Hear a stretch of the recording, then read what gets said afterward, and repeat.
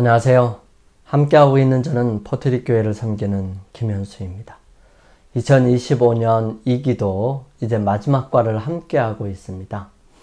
벌써 2025년도도 반절이 지나가고 있는 것이죠. 계절은 봄을 지나 여름으로 들어섰습니다. 한 기 동안 우리는 암시, 형상, 상징, 성경 예언을 연구하는 방법을 함께 살펴보았습니다. 이번 주 마지막 과를 살펴볼 텐데요. 모두를 살펴볼 수는 없지만 몇몇의 마지막을 함께 살펴보면서 우리의 삶에 오늘을 어떻게 살고 또 예언을 연구하며 어떤 모습을 간직해야 하는지를 생각하고 정리하는 시간을 가졌으면 좋겠습니다. 우리 기도드리고 13과 첫 시간 일요일 아침을 시작하겠습니다. 거룩하신 아버지, 우리의 삶을 향방 없이 살아가는 것이 아니라 미리 말씀해 주시고 계획하시며 인도하시는 하나님의 선하심을 따라 이 시대를 위한 예언들을 살펴보며 오늘은 어떻게 살아가야 할지를 가르쳐 주시고 인도해 주셔서 감사합니다. 오늘 저희들에게 성령께서 함께 하셔서 이 길을 마무리하는 13과 첫 시간을 축복하여 주시고 함께하고 있는 우리 모두에게 깨우침과 이해의 시간이 되고 순종하기를 결심하는 시간이 되게 하여 주옵소서.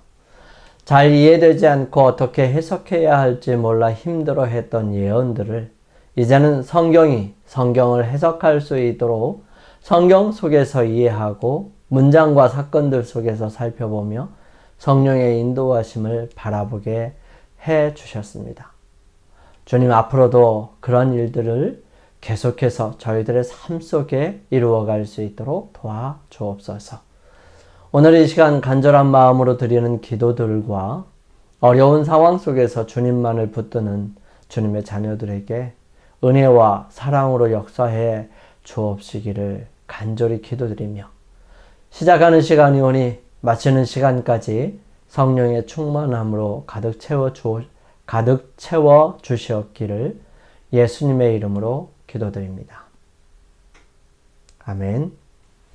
이번 주의 마지막 과의 제목은 마지막의 모습들입니다.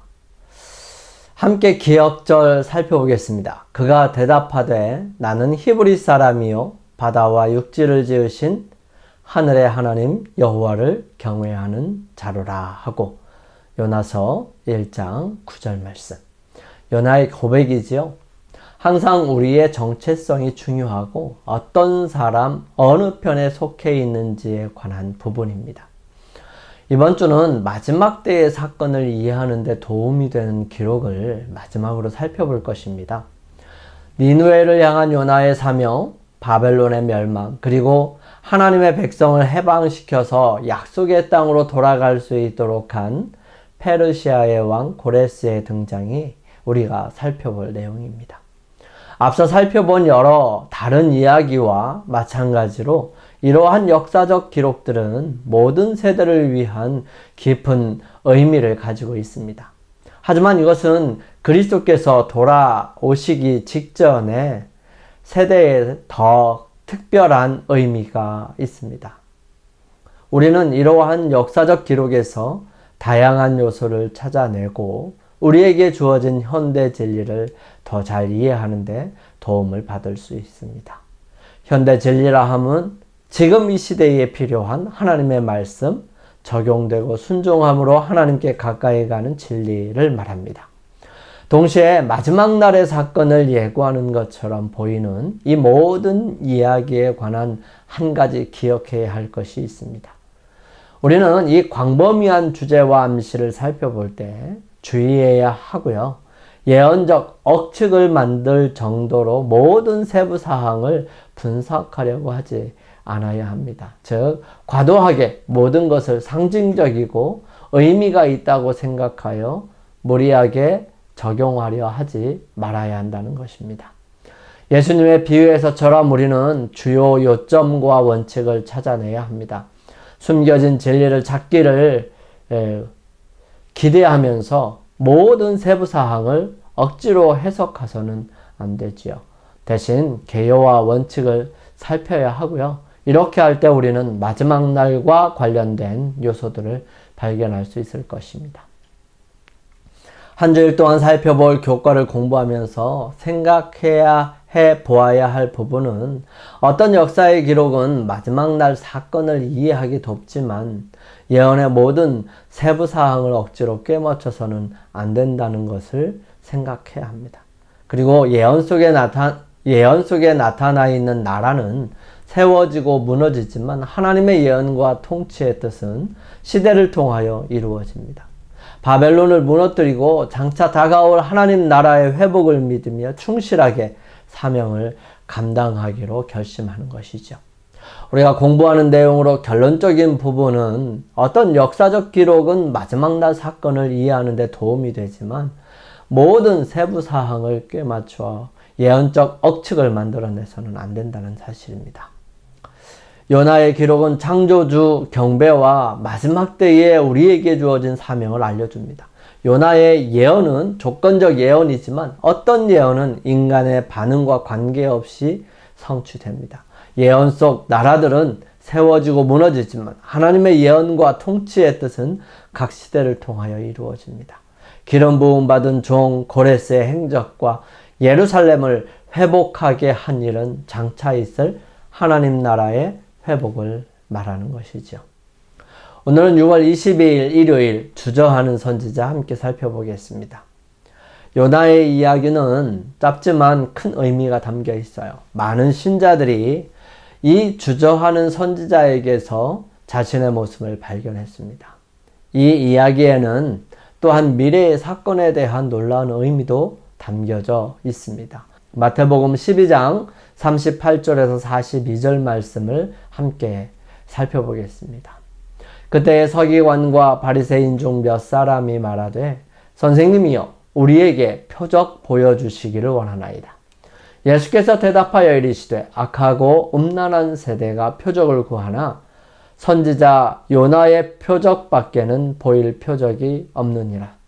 요나가 밤낮 사흘 동안 큰 물고기 뱃속에 있었던 것 같이 인자도 밤낮 사흘 동안 땅속에 있으리라. 심판때에 느느웨 사람들이 일어나 이 세대 사람을 정죄하리니 이는 그들이 요나의 전도를 듣고 회개하였음이오니와 요나보다 더 큰 이가 여기 있으며 심판때에 남방 여왕이 일어나 이 세대 사람을 정죄하리니 이는 그가 솔로몬의 지혜로운 말을 들으려고 땅 끝에서 왔음이거니와 솔로몬보다 더 큰 이가 여기 있느니라. 예수께서 서기관과 바리새인들에게 말씀하실 때 요나 이야기의 어떤 부분을 언급하셨을까요? 이 요나의 밤낮 사흘 동안 큰 물고기 뱃속에 있었던 일입니다. 그분의 말씀에서 심판에 대한 어떤 교훈을 찾을 수 있을까요? 예수님은 자신이 요나보다 크다고 선언하셨습니다. 예수님께서는 이 세상에 오시는 것이 십자가를 의미하는 것임을 알고 계셨음에도 잃어버린 자를 찾아 구원하러 이 땅에 오셨습니다.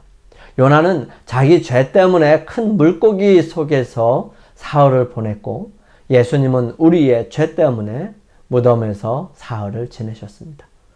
그것이 바로 잃어버린 자를 구원하는 데 필요한 일이었기 때문이죠. 분열된 이스라엘 시대의 고대 세계의 도시 중 가장 큰 도시는 아수르 왕국의 수도 니느웨였습니다. 니느웨는 바벨탑에서 인류가 분산된 지 얼마 후에 티그리스 강에 비옥한 언덕에 건설되어 여러 세기를 통하여 번창하고 마침내 극히 큰 성읍으로 3일길이 되었습니다. 세속적으로 번영하던 시대의 니느웨는 범죄와 악행의 중심지였습니다. 영감의 기록은 니느웨를 피성이여 괴혈과 강포가 가득하다고 그 특징을 묘사했습니다. 선지자 나훔은 표상적인 말로 니느웨 사람을 잔인하고 굶주린 사자로 비유하였습니다. 나훔은 묻기를 내 악행을 늘 받지 않는 자가 없음이 아니냐 라고 말했습니다.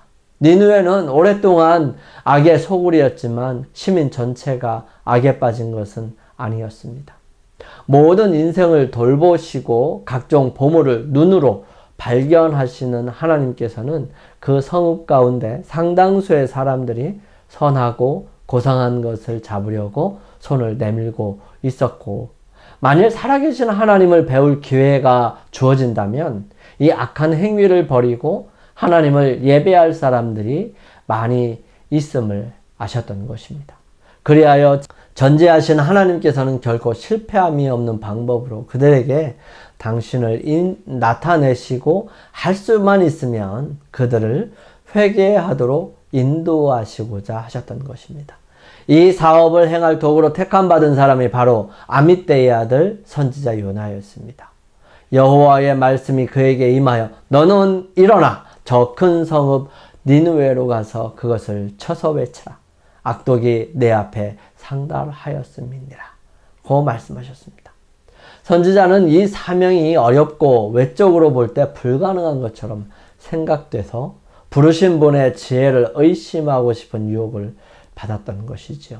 인간의 견해로 볼 때 이 거만한 도시에 가서 이와 같은 기별을 선포함으로 얻을 수 있는 것은 아무것도 없는 것처럼 보였습니다. 그 순간 그는 그가 섬기는 하나님이 모든 것을 알고 계시고 모든 능력이 있으신 분임을 잊어버린 거예요.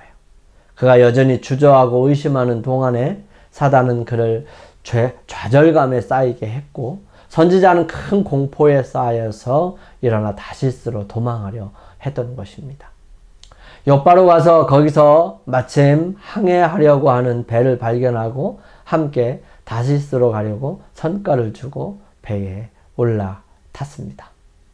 요나에게 위탁된 책임은 무거운 것이었지만 그에게 가라고 명령하신 하나님께서는 당신의 종을 붙드시고 그에게 성공을 허락하실 수 있으셨습니다. 만일 선지자가 의심하지 아니하고 순종했더라면 많은 쓰라린 경험을 겪지 않고 큰 축복을 받았을 것입니다.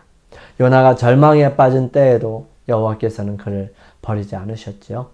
연속적인 시련과 이상한 섭리를 통하여 하나님께서는 당신과 당신의 자녀의 구원하시는 무한한 능력에 대해 선지자의 확신을 소생시켜야 하셨습니다. 하나님께서는 막무가내로 일을 진행하시지 않으세요. 우리의 마음이 그거에 대하여 인정하고 받아들일 때 비로소 우리를 통하여 그 일들을 하시는 것입니다. 만일 요나가 처음 부르심을 받았을 때에 침착하게 생각했더라면 그에게 맡겨진 책임을 피하려는 자신의 노력이 얼마나 어리석은 것인지를 알 수 있었을 것입니다. 오늘날 우리는 요나를 니느웨로 가기를 거부하다 마지못해 사명을 수행한 선지자로 알고 있습니다. 아시리아가 자행했던 이 잔혹한 통치를 생각하면 인간적인 관점에서 이것은 쉽게 이해할 수 있는 일입니다. 아시리아의 벽화는 끔찍한 장면으로 가득하고요. 정복당한 민족들은 상상할 수 없는 가장 잔인한 방법으로 죽임을 당했습니다. 그러니 어느 누가 그들의 수도에 가서 회개의 기별을 전하고 싶겠습니까? 이 이야기에는 마지막 때에 남은 무리의 운동을 예고하는 듯한 중요한 장면이 있습니다. 너는 누구냐는 선원의 질문에 요나는 나는 히브리 사람이요 바다와 육지를 지으신 하늘의 하나님 여호와를 경외하는 자라고 대답합니다. 요나는 어려운 순간에 자신이 누구인지를 밝힐 때에는 주저하지 않았습니다. 자신의 목숨이 위태로울 수도 있겠지만 아랑곳하지 않고 분명하게 증거하는 선지자였습니다. 여기서 우리가 주의 깊게 살펴보아야 할 부분이 있다면 바로 첫째 천사의 기별, 즉 계시록 14장 7절에 있는 하늘과 땅과 물들의 근원을 만드신 이를 경배하라는 것과 매우 비슷한 표현입니다. 실제로 요나가 주님을 바다와 육지를 지으신 분으로 강조하는 것은 분명히 하나님이 창조주이심을 가리키고 있습니다. 이 사실은 우리가 그분을 경배해야 하는 이유의 기초이고요. 예배는 마지막 날 사건의 핵심입니다. 동시에 우리도 역시 영적 바벨론의 인기 없는 기별을 전해야 할 책임이 있습니다. 너희는 그녀 즉 바벨론에게서 나오라고 세상에게 회개해야 한다고 말해야 하고 외쳐야 합니다. 이 기별은 아무리 친절한 방법으로 전달한다 하더라도 많은 사람들에게 거의 항상 부정적인 반응을 불러일으킵니다. 복음을 전할 때 부정적이거나 심지어 적대적인 반응을 받아보지 않은 사람은 거의 없었을 거예요. 이 복음을 전하는 많은 사람들은 그러한 경험들을 하게 됩니다. 그것은 복음 사역에 항상 따르는 반응이지요. 요나의 이런 담대한 모습을 우리의 삶에 간직하고 사명을 피해 도망하려는 요나를 닮는 것이 아니라 가지고 있는 신앙만큼 분명한 순종이 우리의 모습 속에 있기를 소망합니다. 영감의 교훈입니다. 요나의 잘못. 요나는 그 도시가 악함에도 불구하고 베옷을 입고 제에 앉아 회개하게 하심으로 그 성을 아끼시는 하나님의 목적을 알았을 때 제일 먼저 하나님의 놀라운 은혜를 기뻐했어야 하였다. 그러나 그렇게 하는 대신 그는 자신이 거짓 선지자로 여김받을 가능성을 골똘히 생각하게 되었다. 자신의 평판에 눈이 멀어 그는 그 불쌍한 도시에 있는 영혼의 무한히 큰 가치를 보지 못했다. 회개한 니느웨 성에 하나님께서 나타내신 동정을 요나는 몹시 싫어하고 성냈다. 선지자왕 271페이지에 있는 말씀이에요. 우리 함께 기도드리겠습니다. 저희들을 사랑하시는 아버지 하나님, 저희들에게 주어진 사명을 저희들이 주저하고 미루지는 않았는지 다시 한번 생각해 볼 수 있도록 인도하여 주시니 감사합니다. 주저하는 선지자도 적절하게 사용하심을 또한 감사를 드립니다. 마지막 때를 위한 심판의 기별이 주어졌지만 우리도 어떻게 전해야 할지 망설일 때가 많습니다. 부족하지만 거대한 성을 향해 하나님의 복음을 증거할 수 있도록 힘과 용기를 주시옵소서. 저희들을 사랑하시는 우리 주님 예수 그리스도의 이름으로 간절히 기도드립니다. 아멘. 오늘 하루를 주님 안에서 승리하시기 위하여 우리 각자 개인적으로 주님 앞에 나아가는 시간을 갖겠습니다. 저는 내일 아침 이 시간 다시 찾아뵙겠습니다. 감사합니다.